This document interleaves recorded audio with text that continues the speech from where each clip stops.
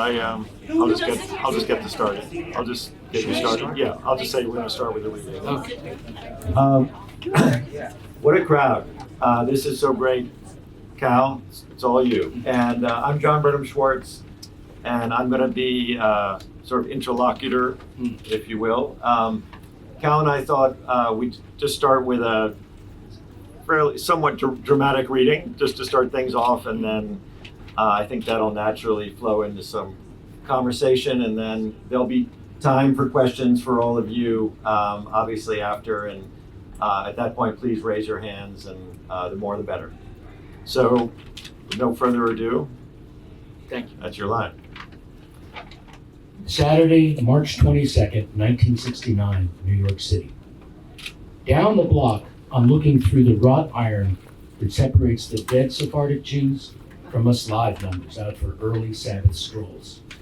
We're almost to 6th Avenue when I hear yelling, then laughing, then yelling, seemingly at the same moment, so nasal it makes Danny's whine sound like basso profundo at La Scala. Booby, Boobala, where's your Steffi? Where's your Steffala? It's a little guy, squat, husky, shorter than Uncle Danny.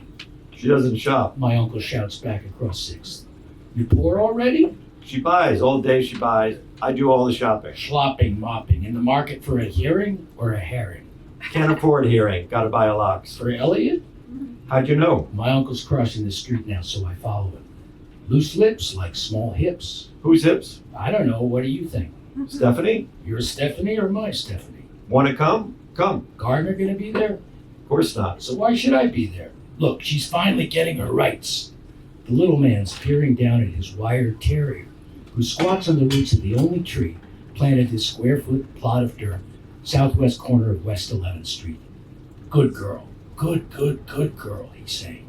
You want a part? My uncle asks. Part Schmarty mutters. Drop by, Danny says. After 10, we might be off Broadway. Tell Stephanie. No, you tell your Stephanie, the man says with a hearty cackle or a cackle in his heart, depending on perspective. Jealous. My uncle says as we walk toward 10th. Who's his Stephanie? My lover in the movies. Yeah? Mel thinks it's real. What if it's real, I ask.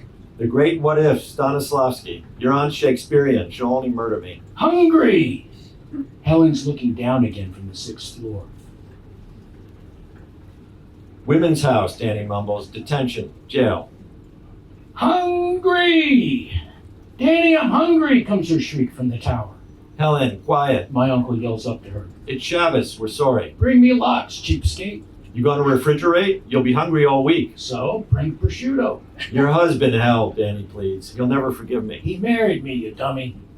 But we're already half a block past. In a split second, walking straight into the grocery. Tiles and mirrors sparkling, clean as newly opened Moët. All this rude, illogical shouting about marriage and Stephanie's gets me thinking. Questions popping like disorderly champagne corks. So I asked Danny about the first guy, the little guy, why he's so crazy funny. My uncle says he's always on because he's a writer, a comedy writer. He's on, Danny explains. Everything with him is loaded. He's funny looking, I say. Harmless but vain. It makes him paranoid. This thing about 2 Stephanies? He wants bed with my wife. What? I ask. Get in bed. My uncle states flatly. With dear Aunt Stephanie. Danny turns, looking me straight in the eye. Sorry, he says. I forgot you're too young. For what? Understanding. Don't mean an insult. Wish I were young. I suppose Danny really does wish he was young. But boy, he's a dummy. I get the whole thing. Temptations, infidelity, the jokes, the whole draggy kahuna. I get it. And this is another big reason I love my uncle. He's always telling me things I'm supposed to be too young for. They're fun to hear about. Less than 24 hours, here we are again, talking stuff over, standing in front of this effervescent, clean counter.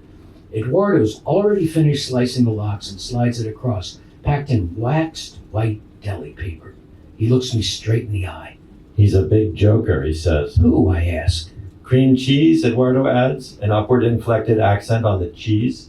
Plain and with chives, pint each, Danny closes, turning down the center aisle of the store. I follow. The jars, cans, and boxes are smaller than at the Giant in Washington. They have funny-sounding names, shipped in from elusive, expensive countries. My uncle picks up Wilkin & Son's 3 Fruits Marmalade. When we get to the checkout, I pick up the jar and read the label.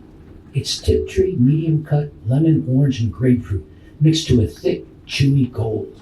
Dark as Coca-Cola, not translucent orange like the Smucker's dad buys. The candy rack at checkout has Hershey's milk chocolate and Hershey's almond bars, but instead of Milky Way and Three Musketeers, here are miniatures of Callard and Bowser's toffee, plain chocolate and licorice, and a hard butterscotch as well. There's halva on the rack, 5-color rainbow jellies, and those British wafer-style mints, rolled up tight in white paper with green lettering, foil circling both ends. Danny buys a box of Callard and Bowser's and gives it to me. The cashier rings everything. Before it totals, my uncle says, "Put it on our tab," takes out a 5, then gives it to her before everything gets bagged. Danny even helps with the bagging. "Thanks, Mr. Kovner," she says. And we're out the door. We're off. Let's walk up Fifth, My my uncle uncle. says, Don't want to pass Women's House. You know the word tomorrow? "Yeah, what's with tomorrow?" Favorite curse of the beats. It's when we bring Helen food. Going to take her pastry. Gotta last all week. I'm trying to chuckle, help Danny feel better, but realize the little guy walking the poodle is funnier than I'll ever be. Why bother? When this black feeling comes over me, pure, unadulterated shame, the humiliation only 10-year-old boys feel. Sitting back of our VW station wagon, Mom complaining Danny's married a high-class call girl, and Dad says, "Yeah, dances for New York City Ballet.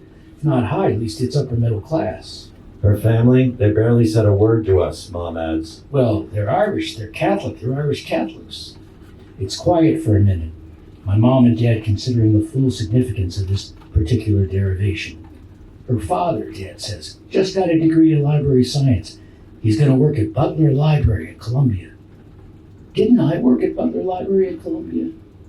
I'm either getting ahead or just really getting behind my story. Either way, the difference is 8 years and dead serious. It's utter, complete loss, I imagine. Can you imagine, Mom says, age 48, Fred Gwynnon gets his MLS. 25 years, Beck Diener Mills, he goes back to school to become a librarian. Must be money in the family, Dad says. You think? The house. Right, Mom says. I'm trying to sleep. Joshua curled up next to me in the back seat.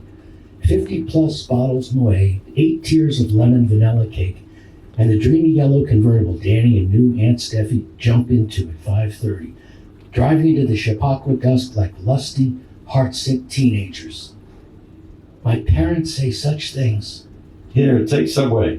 My uncle hands over the leash.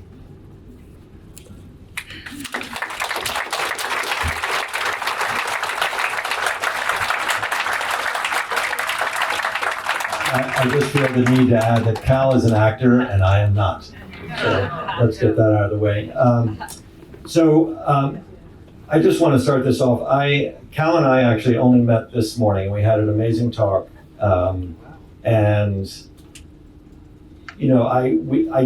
We talked a lot about the sort of backstory of this book. And I would say that one of the best things a novel can do is not make you necessarily know things, but make you want to know more and fill you with questions. And I had and have questions about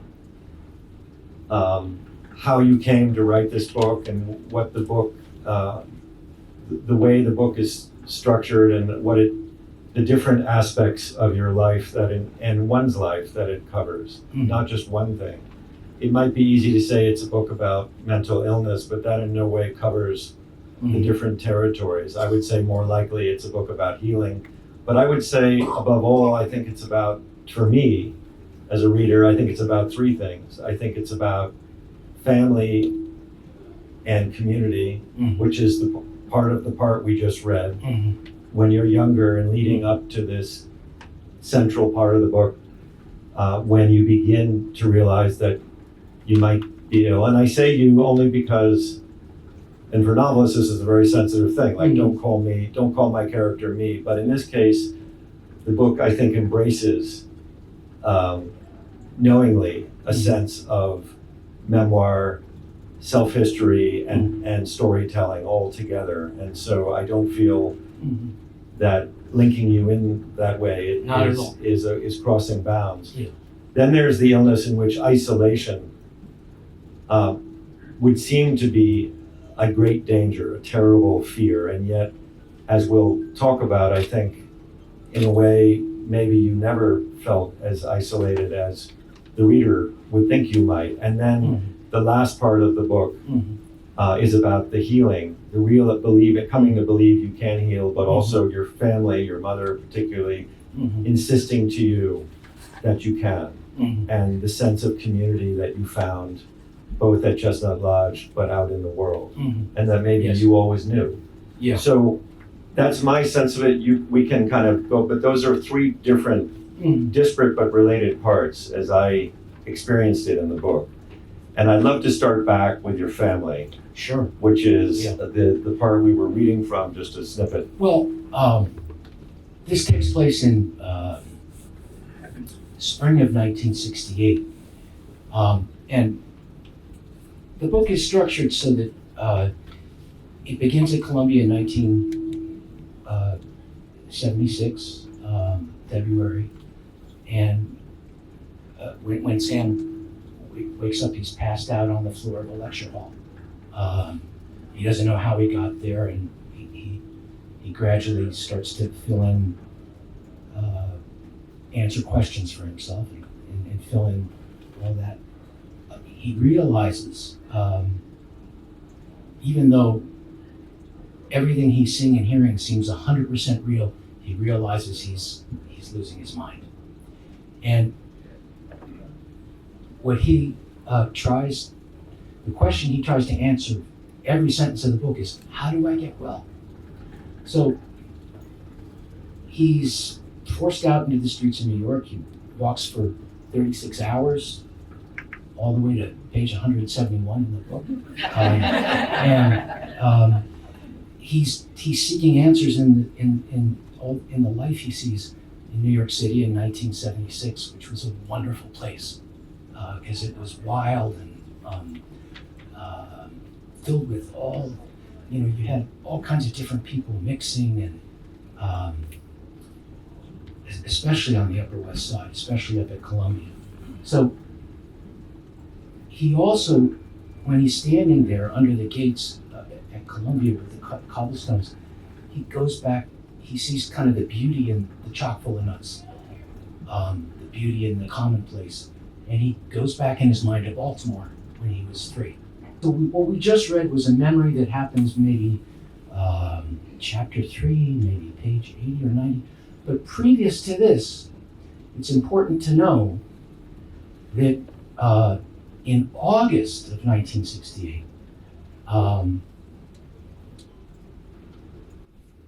my grandparents come to visit us, and we see the Democratic convention and the kids getting, beaten up. There's a previous memory where I go down to Resurrection City with my father. We spend a couple hours down there. Robert F. Kennedy is shot, murdered. Sirhan gets everyone trying to change America fired. They close down Resurrection City. They're beating up the kids.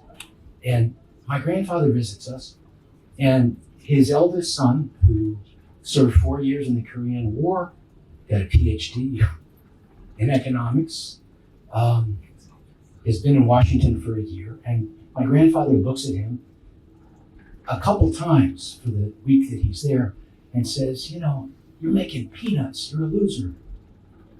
And because his younger brother, who previously was perhaps the kind of the forgotten son who was living in New York, had been in the Graduate that opened in December of 1967. So that happened in August of 1968. Then we went to my uncle's wedding that fall. And part of also what happened was, I was probably more self-referential than most kids. So I thought that my grandfather was putting my dad down because of something I did. I thought I had kind of maybe undermined my father. I was a 10-year-old kid. I was trying to be good in school. He would move from Hawaii to Washington. It was this high-pressure, grade-conscious place. It still is. And so then we went to the wedding, and I think that my parents were, really thrown for a loop by what my grandfather had said, how he behaved, and my uncle married someone who they had gotten back together after being split up for a year or two before the graduate. So there are reasons for the comments in the car, but I'm trying to be scrupulously accurate to what I experienced, what I heard, what I remembered. And these are facts that it was essential that I seek out for myself in order to find my way to sanity, to health. So my childhood began, I would say, on a shifting sands. And such shifting sands that when I entered in adolescence, I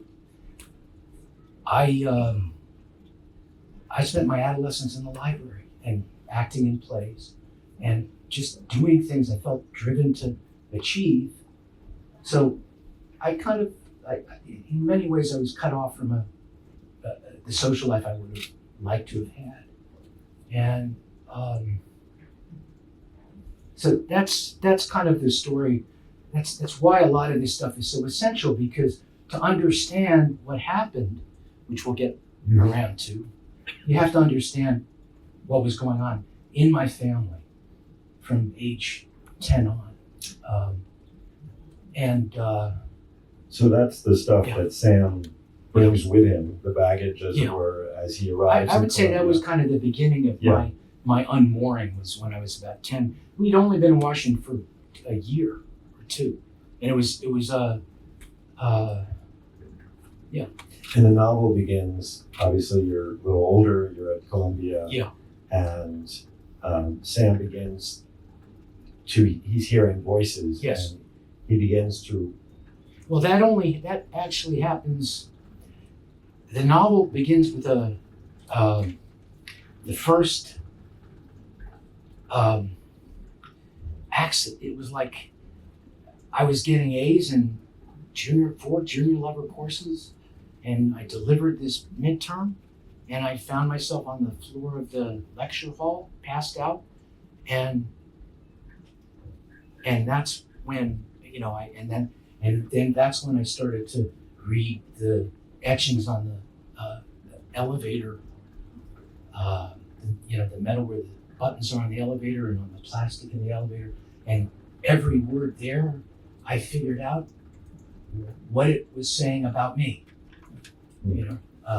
It made entire sense to me.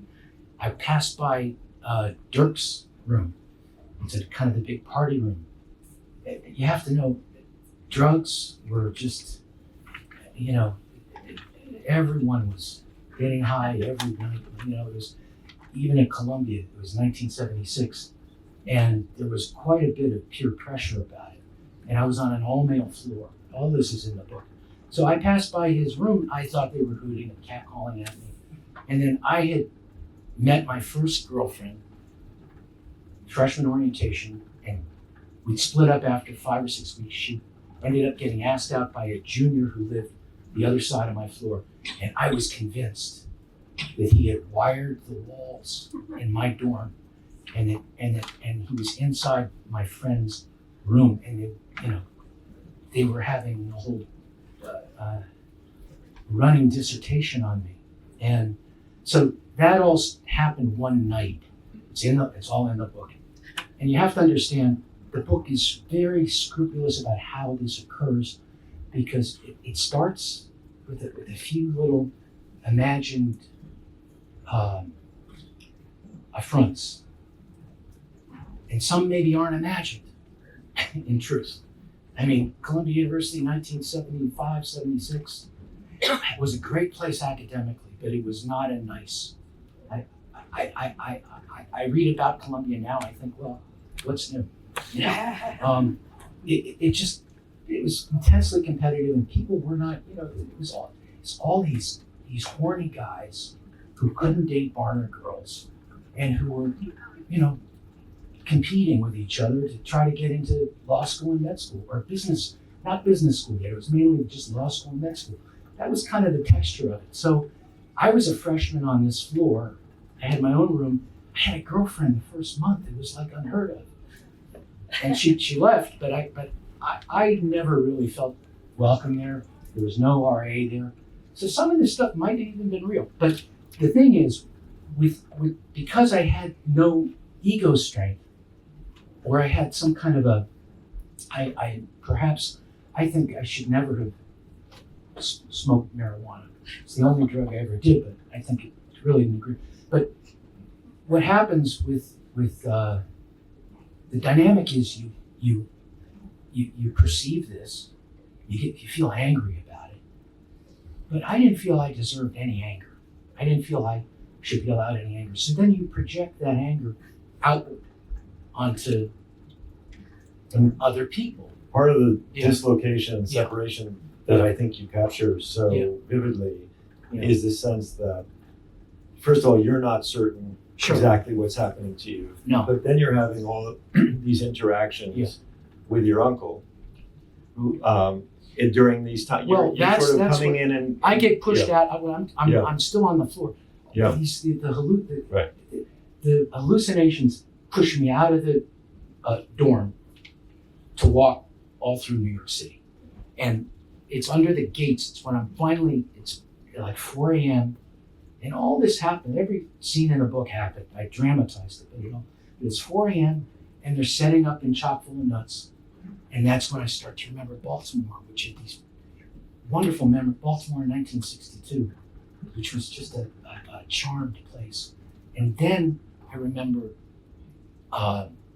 the first, my grandparents coming to visit. And then what's striking about it for me there's is the that memory of coming up to New York. and you reread managed the scene. you managed it's not all bad. As you say, some of these memories are actually very heartening. Yeah. And some of your interactions with your uncle are actually very positive in a way. And I yet purposely there's go this to separation. purposely go to them. I mean, I went to them, in a trying to get well. So I went to good memories of Baltimore with my mom and my dad before we lived in Hawaii. Memories in Hawaii. Memories of my father at Resurrection City in 1968, early 1968. Then my grandparents visited, and I swear to God, that was it. That was, our household got fraught with tension. So and then That circles back to where we started. That is Sure. that moment, right? And then that first trip up to New York is what we read, where I came up for a weekend, and then there are other memories, and it all pretty much goes sequentially. What do you think when looking back at your own life? As the notion of healing, like get well, what did that mean to you then? And then what did it come to mean to you as you eventually, went to a place where that was what you needed to do? Sure.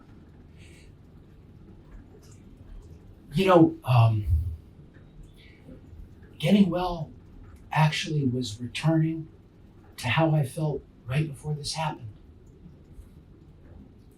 Because I was finally kind of successful. I mean,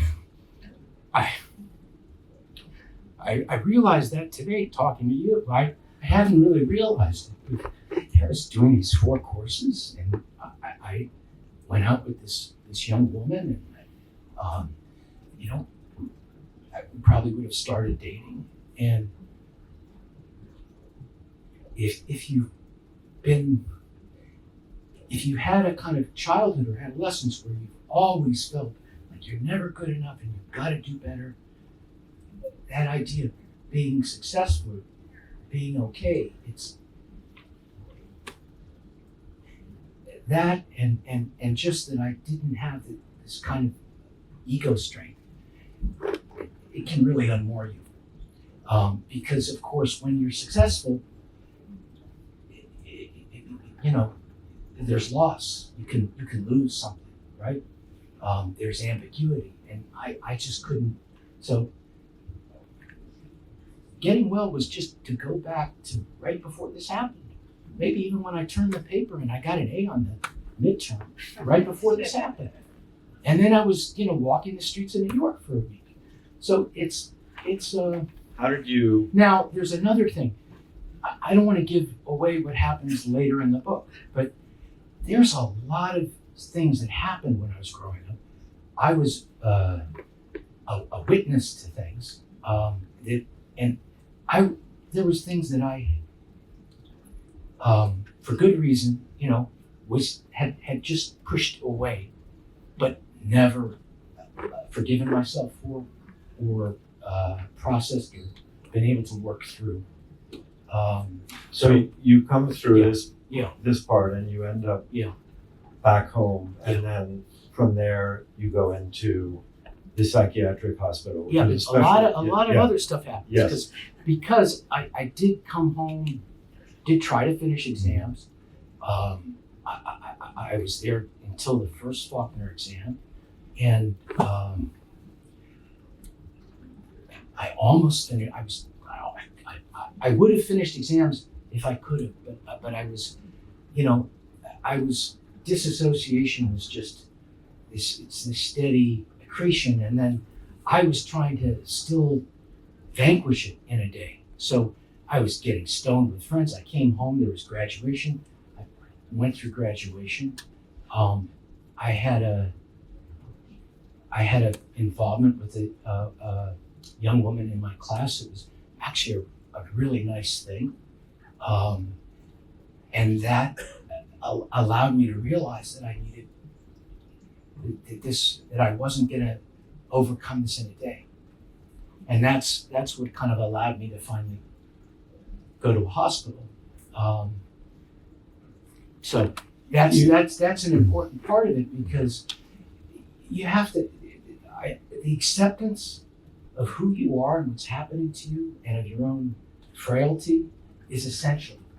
And you can't. You told me two things this morning that Yeah. really struck me, Yeah. and to me fit in with and augment the experiences Sure. in the book. And I think they're related in obvious Mhm. ways, but one of them is you had been at Chestnut Lodge for 2 years. Yeah. That moment you said when you were trying to make your way to the dining hall. And the other thing, Yeah. I'd like you to tell that. And then the other thing is what your Mhm. mother's reaction to that call from the doctor, and the sense of what people were Mhm. trying to tell you Yeah. you were and what you weren't. Yeah. Those two things. I Sure. guess, Uh, as a way into Yeah. this part of the Yeah. narrative.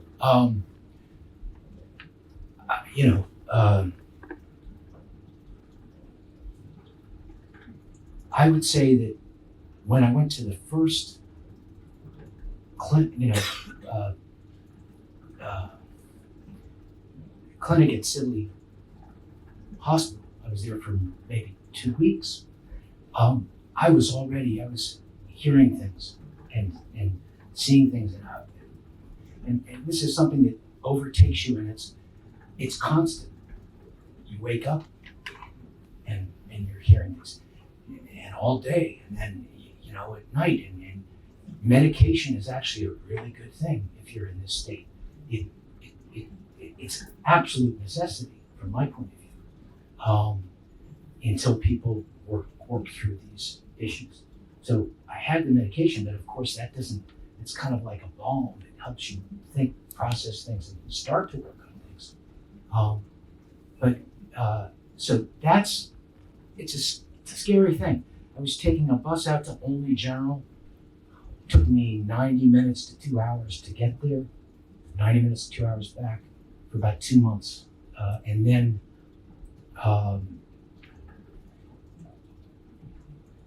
we finally found this hospital that was started by the first gay psychoanalyst, Harry Stack Sullivan, or he was the person who really built the hospital.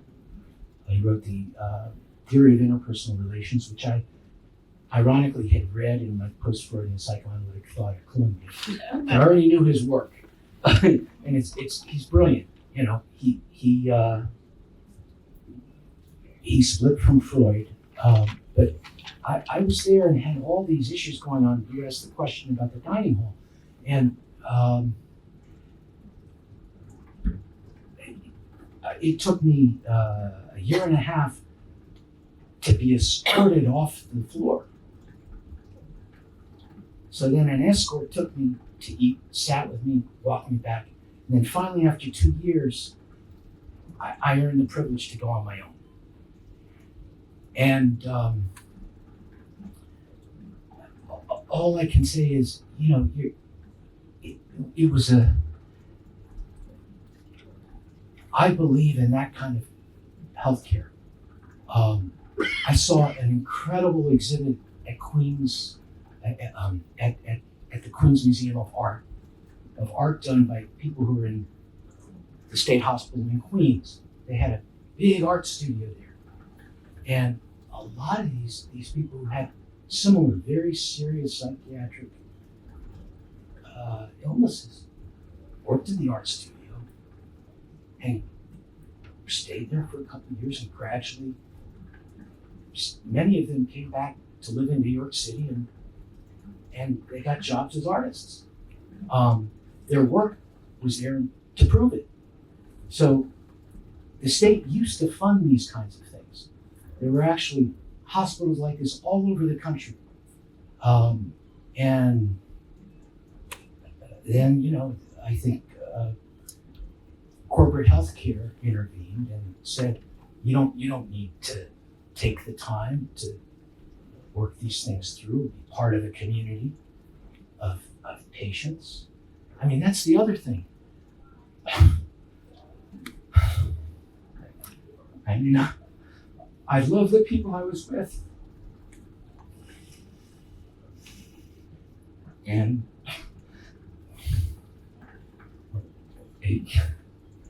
there was a woman on the floor who was catatonic. She could not move or speak. She sat in a chair in her room for the first year and a half I was there, 2 years. The doctor came and sat with her every day. Gradually, she started to talk, say things, do things.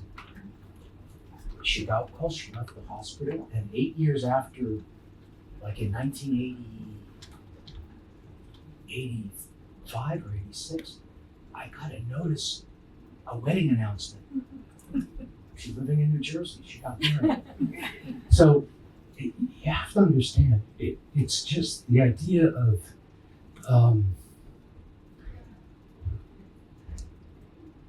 you know, Harry Stack Sullivan split from Freud. He said, everybody is good. People are born good. And psychiatric disorders happen, they're neurological. They happen when people's impulses or instincts, who they are, their genetic inheritance combined with the first 6 years of their life. If you step on that or suppress it or repress it, that's what causes psychiatric illnesses. So he split from Freud, and he embraced all kinds of sexual orientations.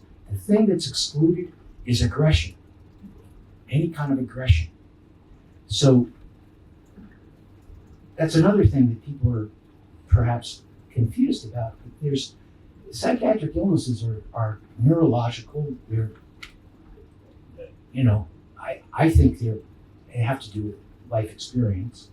I think they end up having some biological component, but that's only the affect that happens after a lot of bad life experience.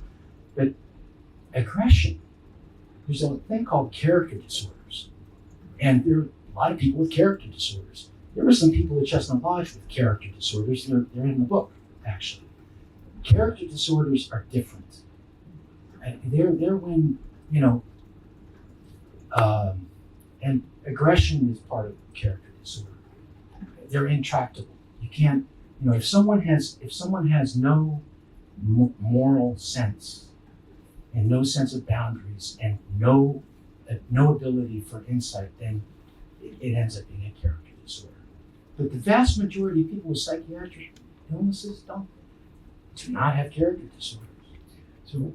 So I Yeah. want to circle back to Yeah. your family in a Sure. way, because that's where we started, and now. I'm sorry to. No, this is all interwoven, and Yeah. that's part of the beauty of the book. Sure. And it's part of life, Mhm. obviously. And so you're in there for a long time. I mean, Yeah. it's like 4 years. 4 and then years. You'll come out, you'll go to college, you'll get on with your life. But your family, we spoke this morning about how your family, which had been a source of many things when you were younger, also tension and different things and expectation, how they rallied around you or how they connected with you in different ways, and how, like, we can start with your mother and her response Yeah. and the degree to which that and the community around you became a part as well of your stepping out of that healing and back into the world. Sure. Because it seems to me these are parts of the interwoven journey of trying to go back to that moment before. Yeah. You know, which was your idea of healing. Yeah.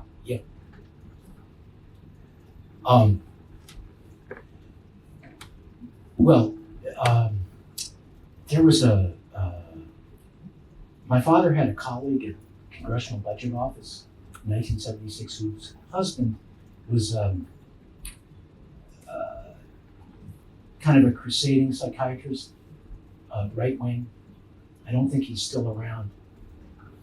He took it upon himself to call my mom and lecture her about what was wrong with me, and tell her I never recovered. That was done, and I needed to take these drugs, which were gonna just manage this, and I should do it as soon as possible.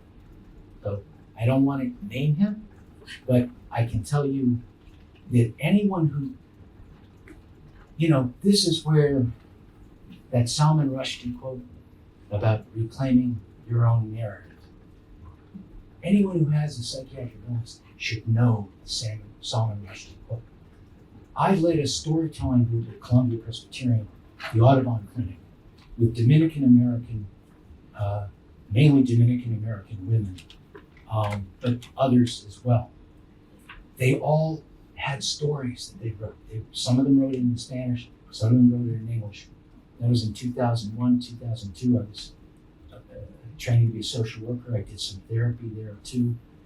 But they all had, I still have their stories. They were wonderful. They all had stories. They all had wonderful families. They would be at the clinic from 9 in the morning till 3 or 4 or 5. Then they'd go home and they had families they went home to. So, and that was a very nice clinic, actually. I mean, it had its issues, but you have to understand these things are, if people knew more about the clinical work that used to be done or that can be done, I think it would solve a lot of problems. I think there's so much misinformation and fear, and also there's a humility people have to have. Part of the reason, one, it can happen to anybody, and two, anyone can have 100% remission. I mean, I would say, what I did at that hospital was I had they let me go to the family conference room, and I went there I checked out books from the Rockville Public Library, and I went there and I read books, and I wrote letters, and I got letters back, but mainly I read books. I wrote my own newspaper at first when I was there. I just clipped articles, and then I wrote my own consistently left-wing commentary on the sides. And I was, this was before I was eating in the dining hall. So I was just in touch with all these kind of manic thoughts. And I had to, what they required was that start to have organized thinking and be able to follow instructions. I mean, you have to kind of, it's all those things that people will say, oh, well, my civil liberties, don't. But actually, it was very sound, the kind of work they did. But if anyone's, I was just going to say, the things that connected you to others as you began, as you filled yourself and then began to think about stepping out into the world. I mean, your mother got that call from that guy, that right-wing guy, and she basically told him to fuck off. Absolutely. My mother,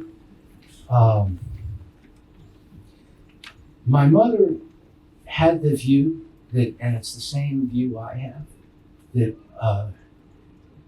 I had like maybe 5 normal issues that people have in adolescence all at once, and it just pushed me over the edge. And that if I solved those, if I could just have the opportunity to,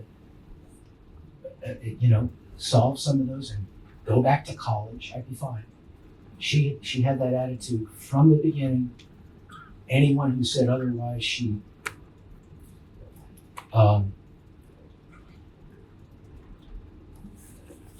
also gave me privacy.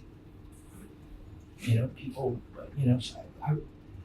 my family, I will tell you, for all the difficulties growing up, which I think,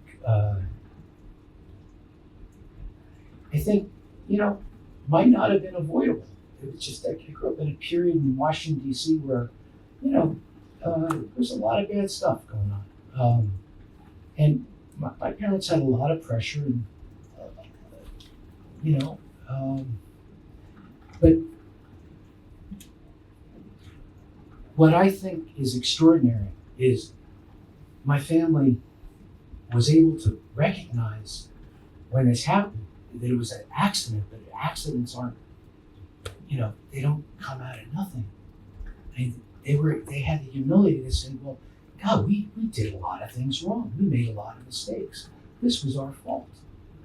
They actually had that sense of responsibility and accountability. And they helped me out. And I don't mean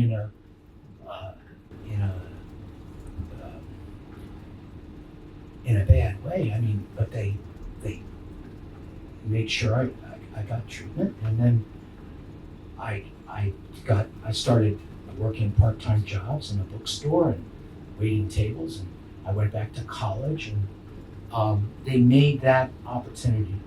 They said, you deserve that. Now, I also had friends from Sidwell Friends School who came to the reading of Politics and Prose. And one I saw down at Books and Books in Miami. He told me his story. So I had friends who were like a step away from, they just held themselves together. But he said, I used to go, I was the middle kid. I spent high school going down the basement reading books. He said, I identified with so much there, but, and he was fine. He went to college, he got a full scholarship to Georgetown, and, but, so I had friends from high school. As much as I had been lonely and isolated in high school,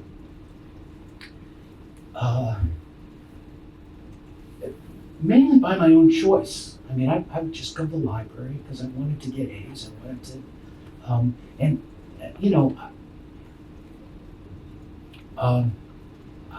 I felt very marginalized. I didn't feel special. I just was trying to do well enough. So much as that had happened in high school, when this all happened, high school friends wrote to me, and I wrote them, they wrote back. They accepted me as well, and my parents, my whole family did as well. I mean, it was I kind of think extraordinary because I think it happens as we talked, in some communities, certainly is true in the Dominican American community. And I think people who have issues down in Santo Domingo, in parts of Santo Domingo, they have a community that will help them. In parts of the United States, it might be true, but I sometimes worry. So I think we need to open Yeah, up sure. for questions, Sure, but sure. I mean, I'm just Yeah. struck all the more Yeah. by this sense that I think there are not many books that enter into this experience the way yours do. I mean, we were talking about the small shelf of books, and I'm struck by, I think one thinks about the isolation of it, but this book is teeming in a way with people and family and memories and community, and somehow the thread didn't snap. I think I didn't feel isolated because I think, I love being alone in a room for 10 hours. You're a writer. Yeah, That's the only way. or reading. I've read all of John's books, not out of a sense of obligation. I just connected because they're all they're real people who I recognize and real events. My son, who's read none of them, thinks he's But whenever I read books where I know these people from my life, and I know these events from my life, I'm voracious for that kind of stories. Those stories like that, just voracious for them. I've seen a lot of plays like that as well. I'm going to interject because we're married and I want to say we have 10 minutes left All right. and then we're going to do the, so if anything professional. Yes, thank you. I'm a mother and Yeah. All right, so raise your hand, please, and speak forcefully. Yes, Yeah. over there. I was so struck at the beginning when you were reading about the woman who was yelling down to you and I guess your uncle. Oh, sure. And it wasn't clear to me if she was. I'm sorry. I should have talked about No, that. that's okay, but Yeah. she wasn't a psychiatric. No, that was Women's House of Detention. Oh, okay. Which, if you were around, there's an actor who's I'm going to be reading with at Book Soup, Richard Cox, who was an actor in Greenwich Village in the 60s. He remembers Women's House of Detention.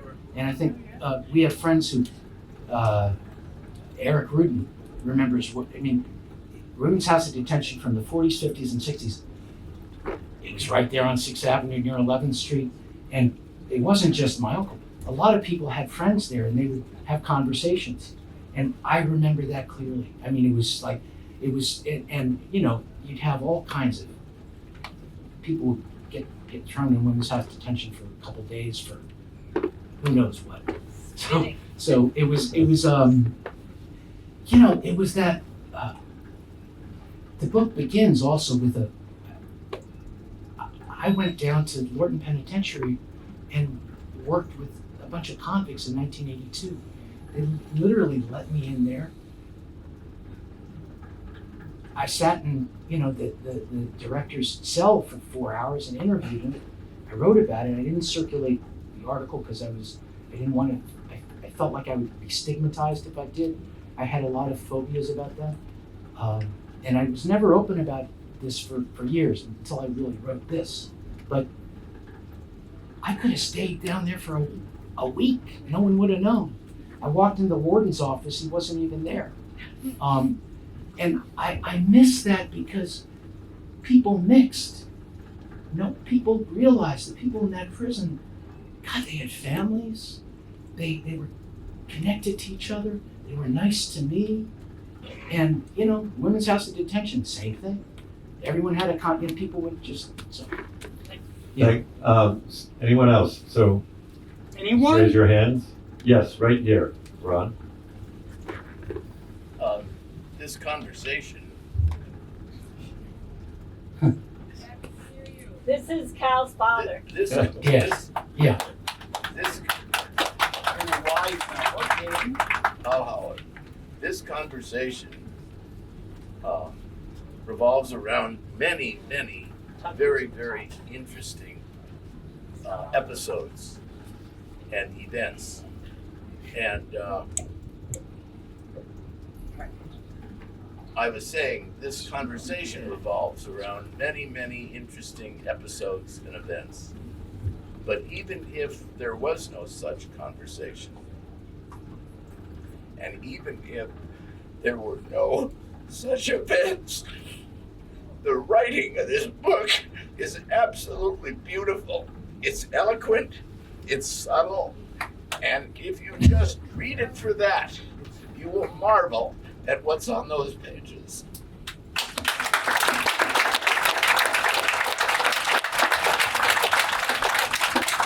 And, I'll say in response to that, Dad, with all the issues that went on in our family, there was, and it's true of your brother as well. You both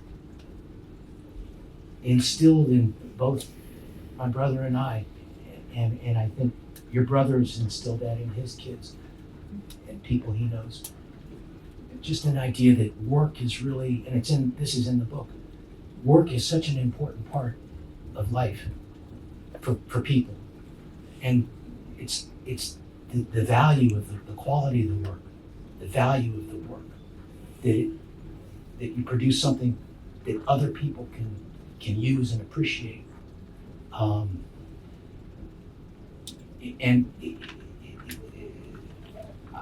I still feel grateful for that every day. I realize that kind of idea of, and I don't mean work ethic, I mean an idea of what constitutes a contribution and what one's obligation is. It's so. I appreciate what you're saying. Okay. Yeah. We have one We more. have one more question. One last Yeah. question. It's working now. It's working. Yeah. I don't need a mic. I can, Yes, you do. Sure. Yes, you do. We can't. Okay, It's all right. this book is an act of bravery, so let's start with that. Yeah. It's important. It's an important book. What I was wondering is if you could talk about the role that stigma against mental illness plays today. At one point, you were saying how you thought that you managed to get the medical care that helped you get well. Yeah. But Yes. at the same point, the thought is that we have evolved in terms of how we deal with mental illness in this country. And I wondered if you think you would have gotten better now. Whose thought is that? You have 30 seconds, Cal. Okay. No rush. No. Okay. I can share with you that I think that if you see Splendor in the Grass, The Hospital in Splendor in the Grass, wonderful movie written by William Anderson. If you read I Never Promised You a Rose Garden by Joanne Greenberg, she was at Chestnut Lodge. Her doctor was Frida von Reichmann, who worked with patients the way the doctor I had worked. And there were a lot of state hospitals, like the State Hospital in Queens, that did the same thing. They closed those hospitals. You had pharmaceutical companies suing some of those hospitals. You had people saying, because what they would do at that hospital, they would take people off their medication in a hospital setting, completely off their medication, before they left, so they could re-enter the community. They were well. So that's one thing. The other thing is, I don't think there's so much stigma between people for other people. I never talked about what happened to me. When I did because I was under some kind of life duress and I felt obligated to. It was always a mistake when I did. It always worked against me. Because in 1981, I was living in a group house. We had no heat for 2 months. I got A's at Catholic U. I knew I was well. I was coping. And I've been well ever since. I've had ups and downs like everyone does, but I took my mother's lead. I just said I'm like everybody else. Now, I was in the arts. I had a lot of hard times, but I think that's a really good way for people to approach life. Now, Wrap it up. yeah. Now, as far as stigma, I think there's horrible misinformation and stigma, and there should be more funding for state hospitals and clinics like the Audubon Clinic, and people should value traditional American medicine. It's good. The medication is necessary. It's good. I mean, and I'll just say that. I think that to get angry, to bash traditional American medicine and psychiatry, like people like Harry Stack Sullivan, or the people at Columbia Presbyterian, because of some of the bad actors in medicine, is a big mistake. You should criticize the pharmaceutical, the for-profit healthcare, but not the doctors and not the clinics, and we should make that available to people. And I'll tell you, it's a huge problem, because you have people who are steps away from having a life, and because there's no care, like, there's no care, they end up homeless, and we don't even know what happens to them. I think you did the best thing you could possibly do when you wrote this book. Yeah. So thank you. Cal Hoffman.